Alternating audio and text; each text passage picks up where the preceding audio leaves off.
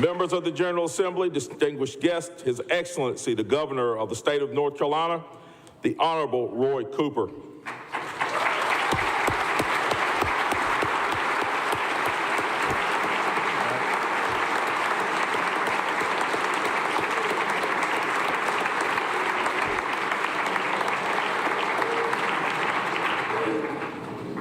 Thank you, everybody. Mr. President Pro Tem, Mr. Speaker, Lieutenant Governor, members of the General Assembly, Council of State, Mr. Chief Justice, and members of the Supreme Court, Madam Chief Judge, and members of the Court of Appeals, Cabinet Secretaries, and my fellow North Carolinians. I'm so honored to join you to report on the state of our great state. With me tonight is my remarkable wife, our First Lady, Kristen, our three wonderful daughters, Hillary, Natalie, and Claire, and my son-in-law, Zach, and my brother, Pell, all of whom I'm thankful for each and every day. Thank you, guys. So grateful for all of you.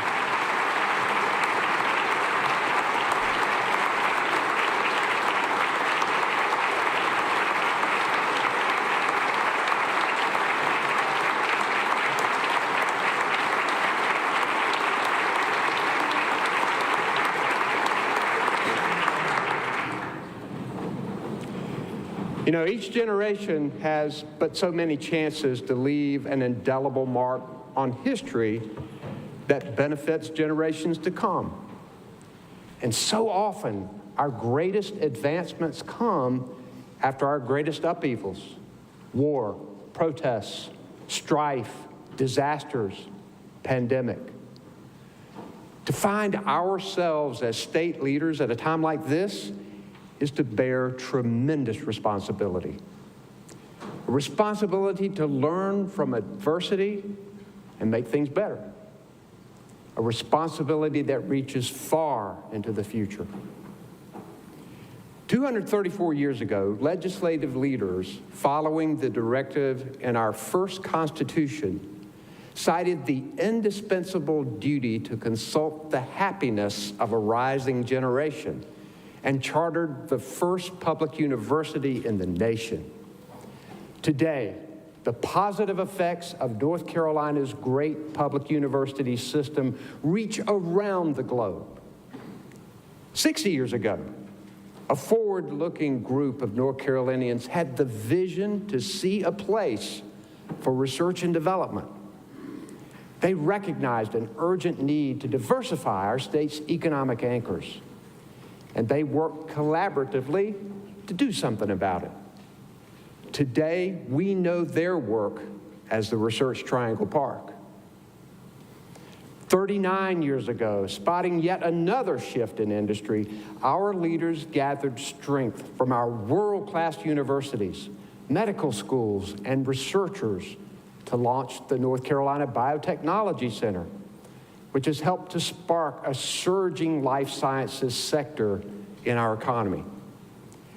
Time and again, overcoming adversity, our leaders had the foresight and the resolve to invest in new ideas that have revolutionized our state, impacting the generations that followed. And while we stand on their shoulders, we also stand at an altogether new crossroads, one that demands that we have the same clarity of purpose, the same innovation, the same determination that brought us here. Our moment to build enduring prosperity is now, and I know that North Carolina is ready.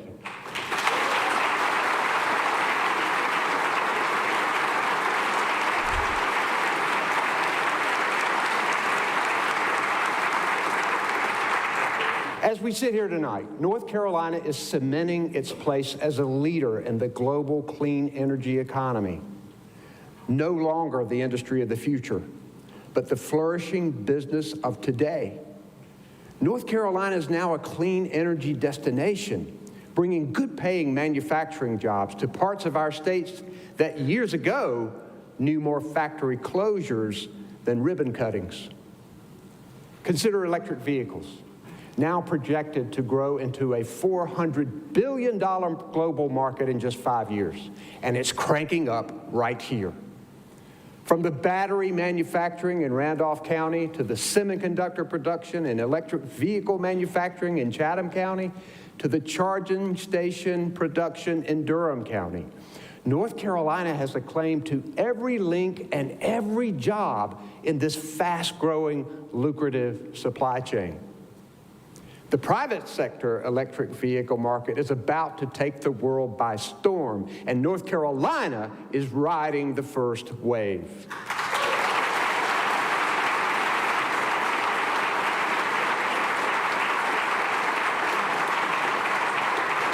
And that means more money in the pockets of North Carolinians, even as we do our part to fight climate change. Now, through bipartisan cooperation right here in this General Assembly, we became just the second state in the Southeast to put carbon reduction requirements into law. And through my executive orders, we brought people together to plot our course to a lower cost, net zero carbon future, to cleaner transportation, and toward more renewable energy like wind and solar. With challenges like jobs and climate change, you can only make progress when you set ambitious goals. And we're taking action to reach those goals because progress is never passive. And it's not just clean energy that's thriving in our state. Technology, aerospace, biotechnology, advanced manufacturing, and many more industries are building for growth in North Carolina. In 2022, we broke records yet again with tens of thousands of new jobs last year alone. From the cities of Charlotte and Greensboro to the counties of Halifax and Scotland, in urban and rural areas far and wide, North Carolina continues to be the best place for people to live, learn, work, and raise a family. And we've made sure that it's no secret. In 2022, North Carolina was named the #1 state in the country for business.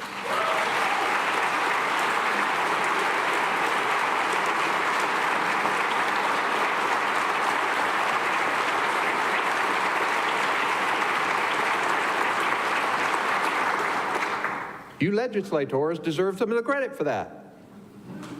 My administration, yeah, you do. Give yourselves a hand. My administration deserves some of the credit for that. Our business community deserves some of the credit for that. But we all know who deserves the bulk of the credit. Those who make up our amazing workforce, the determined, dedicated, and diverse people of North Carolina.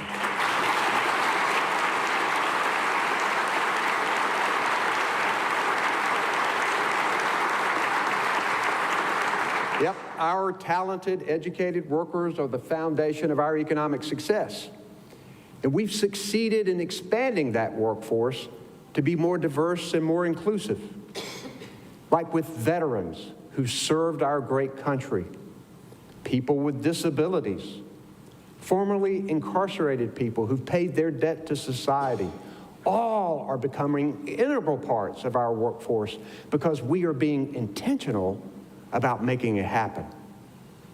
And as our growth accelerates, we must not forget that once-in-a-generation opportunities require once-in-a-generation investments. Because these new jobs require more skill. The education pipeline from early childhood all the way through community college and universities is more important than ever. A great workforce requires real investment from cradle to career. And it starts with early childhood education at quality child care centers. With federal resources initiated by the Biden administration, we've invested more than $800 million to stabilize child care, helping centers with great teachers stay open, and helping parents get back to work. It's a triple play, guys. Education for the child, a job earning money for the parent, and a badly needed employee for the business. We need to fill them with high-quality staff and keep these child care centers open.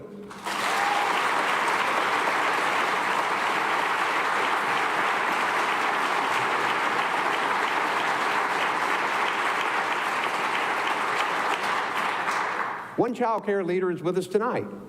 Rhonda Rivers is the Regional Director of Curriculum and Training for Leaf Spring Schools in Charlotte. Her centers used our child care grants to give bonuses to recruit and retain high-quality teachers.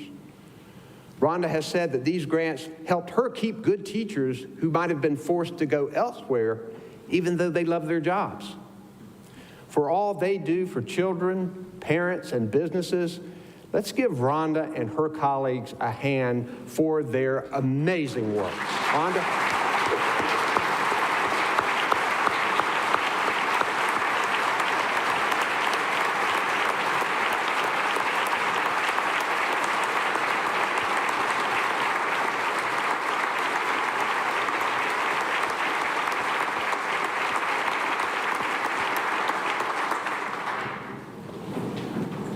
Now, we all know that a great workforce also relies on public schools. Educating the next generation of workers who will fill the jobs that we haven't even imagined yet is how we're going to stay an economic powerhouse. And we know that a sound basic education is required by our state constitution, calls for qualified teachers in every classroom, skilled principals in every school, excellent counselors, and funding to support every student from every walk of life.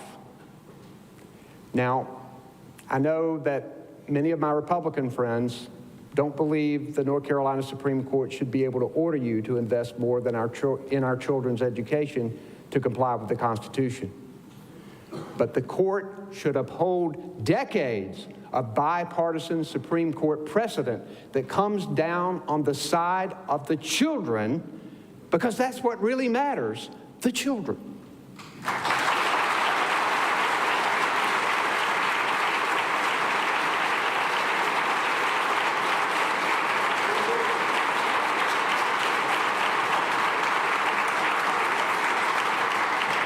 The education investments ordered by the court are not only the right thing to do for our children, but our parents, our workforce, our businesses.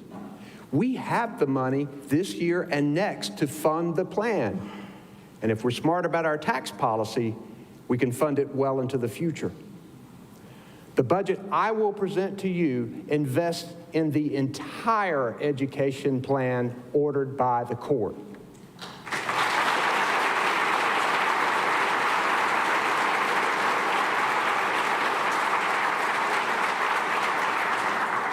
It gives teachers and principals double-digit raises. It keeps the buses running. It helps kids with special needs. It keeps schools safe. It does not raise taxes, and it balances the budget.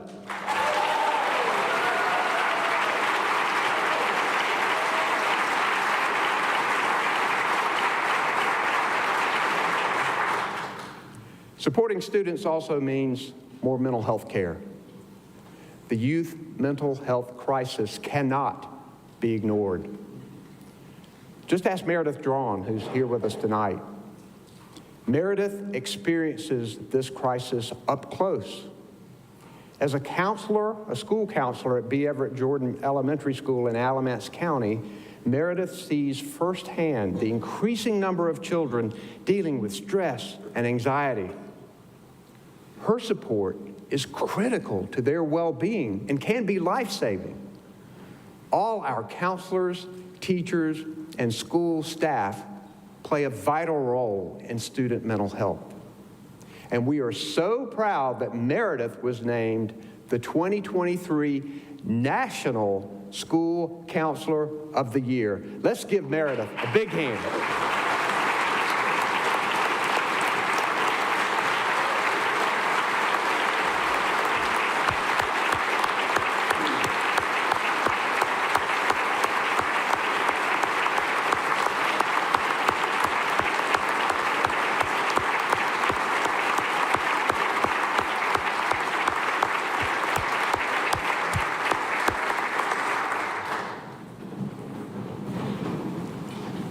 With federal GEAR funds, I've already directed tens of millions of dollars to this critically important effort, including mental health first aid that helps teachers and school staff recognize the signs of a child in crisis.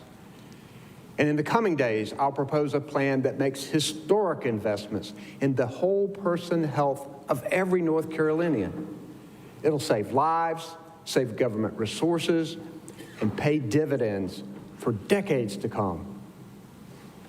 The education pipeline continues with our community colleges and universities that are central to the educated workforce of the future.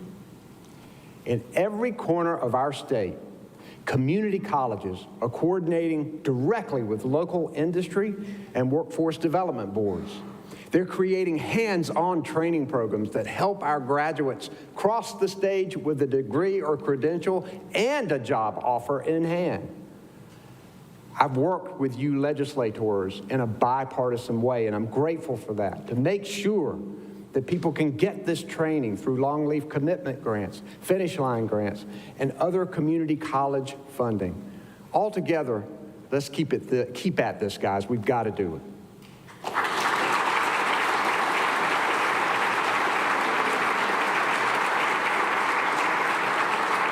We also have the very best array of public and private universities, including more four-year HBCUs than any other state in the country.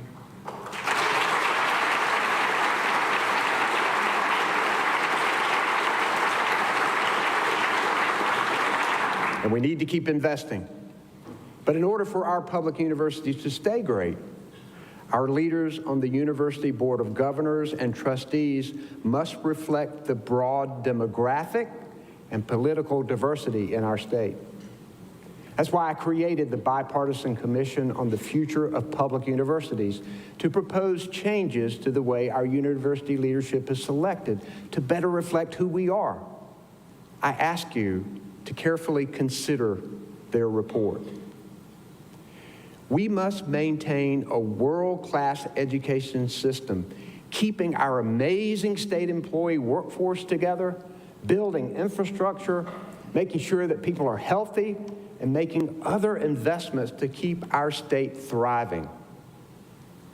That requires a smart tax policy. Now, before the finger pointing starts, I want to be clear. We do not need to raise taxes.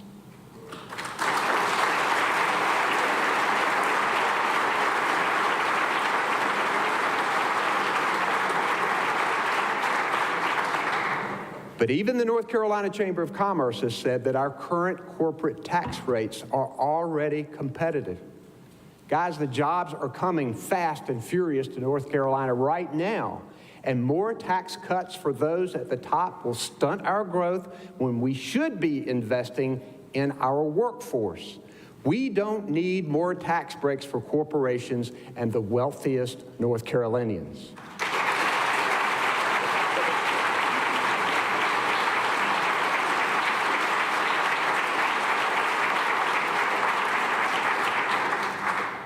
In addition to education, we're tackling the challenge of our robust growth with more critical infrastructure, like roads and bridges and ports and rail.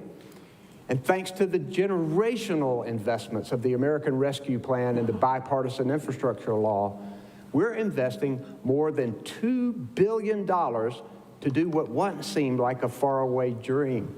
We are going to ensure that every home in North Carolina has access to high-speed internet.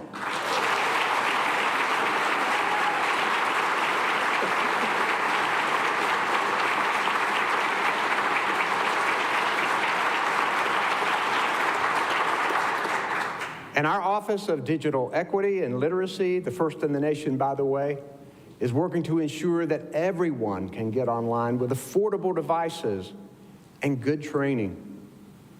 And getting more people online means healthier communities. And that's something that Phyllis Pillman knows well. Phyllis lives in Ahoskie, and she's here tonight with Kim Schwartz, the CEO of Roanoke Chowan Community Health Center, to highlight the remarkable ways that telemedicine can benefit our state. Phyllis has a hybrid plan of care where she sees a regular doctor in person while connecting with specialists as far away as Charlotte. That's a 280-mile gap that Phyllis and her specialists can span in just seconds.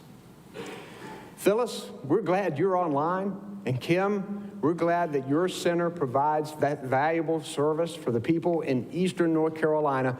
Let's give them a hand tonight.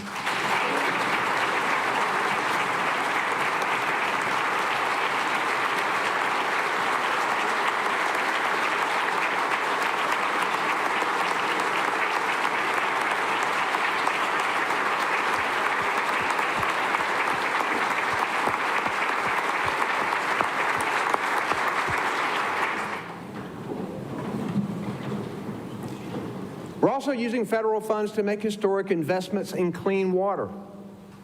Across the country, we've seen the consequences of neglected water systems, particularly in our rural communities.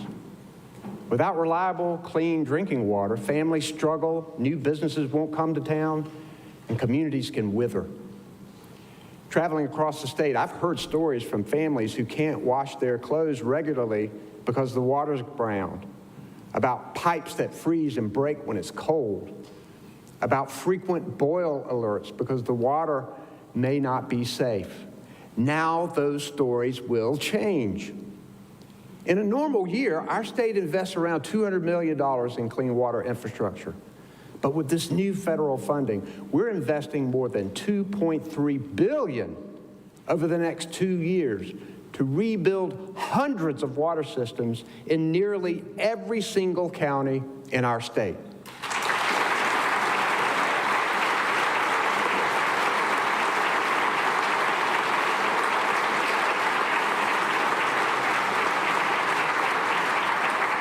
The town of Ivanhoe in Sampson County got one of these grants because Russell Devane, who's here with us tonight, worked with other members of his community and with local and state government to highlight the problem, resulting in $13.2 million bringing clean water to his town. Let's give Russell and all of the community leaders who are working to make life better for their residents. Let's give them a big hand tonight.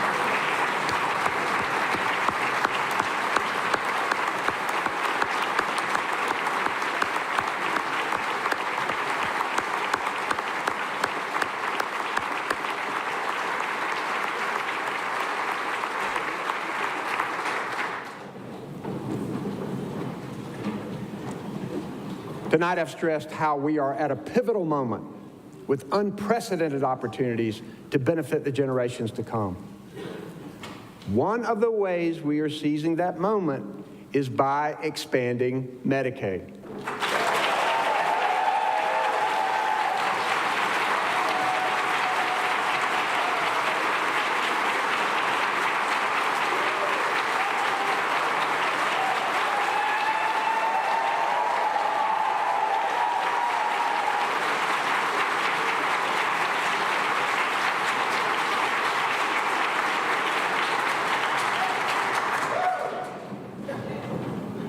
I'm grateful for our unified Democratic legislators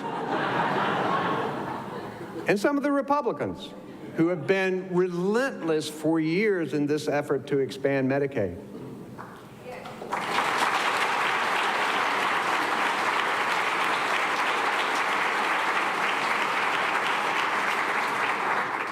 And I commend the hard work of the Republican leadership of this legislature for embracing this and coming together in agreement.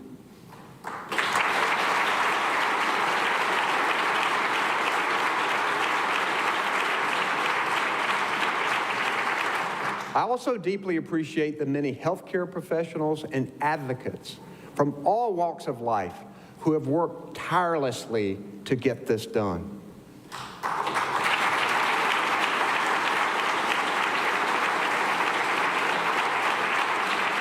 When we get Medicaid expansion across the finish line, it will save lives.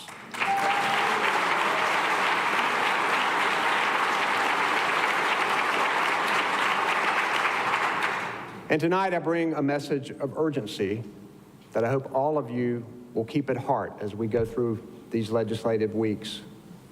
Every month we wait to expand not only costs lives, but cost our state more than $521 million a month in federal health care dollars.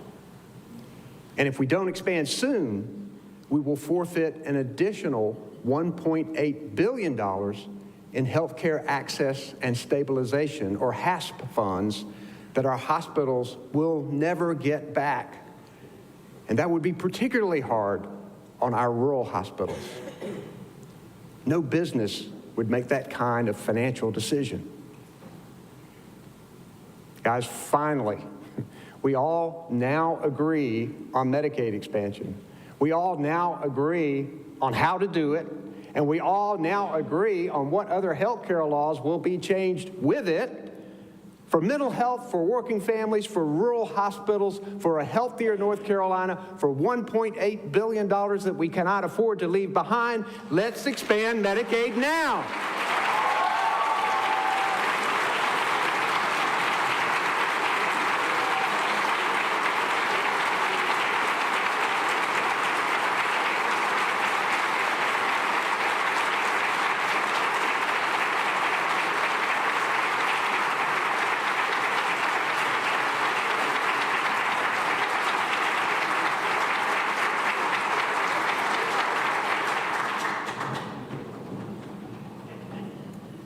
Another important group that has frequently called for Medicaid expansion is our law enforcement officers.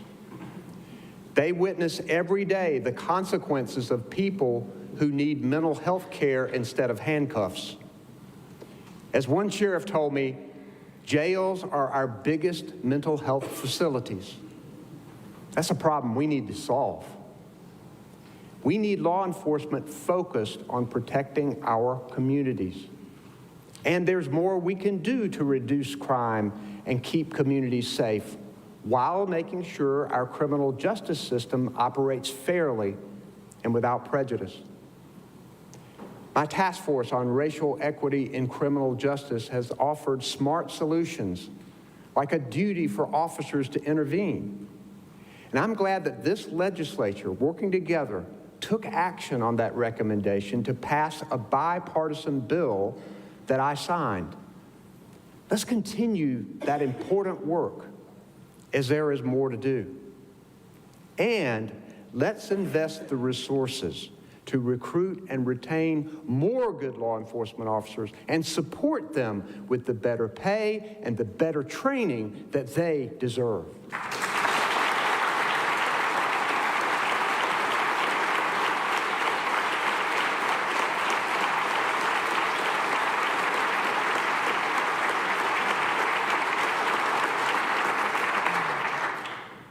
And let's take affirmative steps to make life safer for these brave law enforcement officers and everyday people by keeping guns away from children, criminals, and those who are a danger to themselves or others.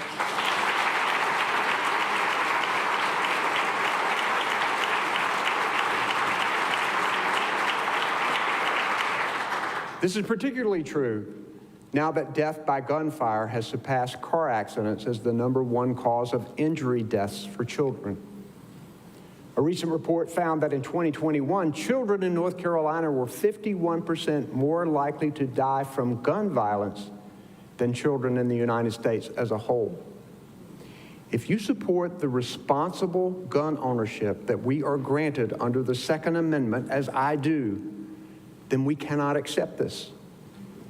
In the weeks to come, let's move forward to fight gun violence, not backward.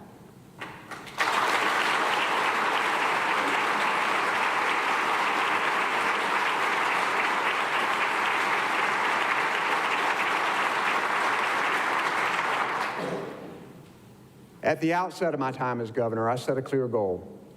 I wanted North Carolinians to be healthier, better educated, with more money in their pockets, to have lives of purpose and abundance. And though we still have hard work ahead for working families, for hurricane survivors, and those who feel forgotten and left behind, I'm encouraged by the progress that we have made as a state. Progress that's been possible because we've all agreed on economic development strategies and worked to create a good business environment with the best employees in the world. Now, avoiding the worst of the culture wars these past 6 years has also been good for business. We worked together in a bipartisan way to fully repeal the horrible bathroom bill the first year I took office. And as we look to the future, I challenge this General Assembly to keep us off the front lines of those culture wars that hurt people and cost us jobs, so that we can continue our successful bipartisan work.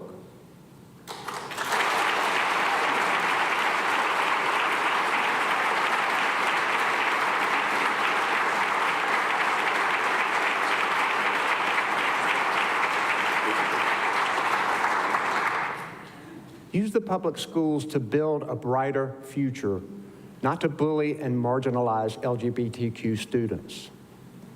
Don't make teachers rewrite history. Keep the freedom to vote in reach for every eligible voters. Leave the decisions about reproductive health care to women and their doctors.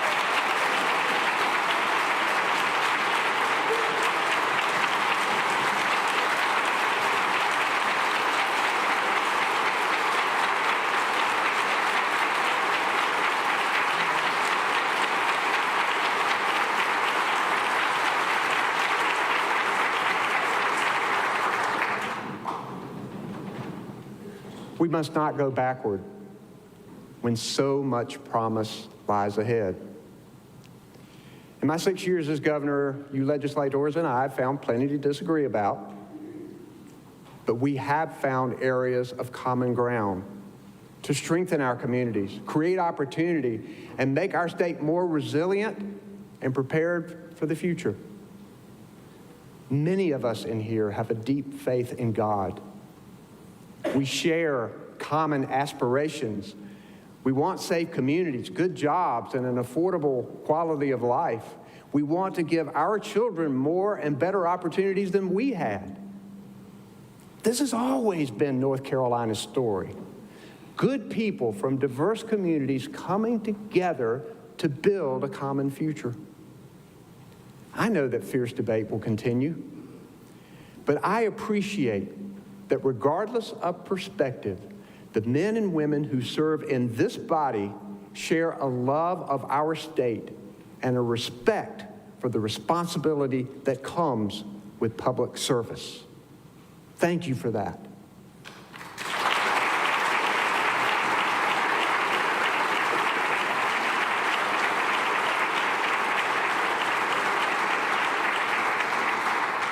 And we must commit, wherever possible, to pursue together our shared ambitions for our great state. You know, the leaders who steered us through the crossroads of the last century kept front and center the promise of the future. Building on their foresight, North Carolina's growth and success have eclipsed anything that seemed possible. Now it is on us to lay the foundation for North Carolina's next transformation that promises growth for generations ahead. Today, I stand before you to report that the state of our state is bright and energized with the promise of tomorrow.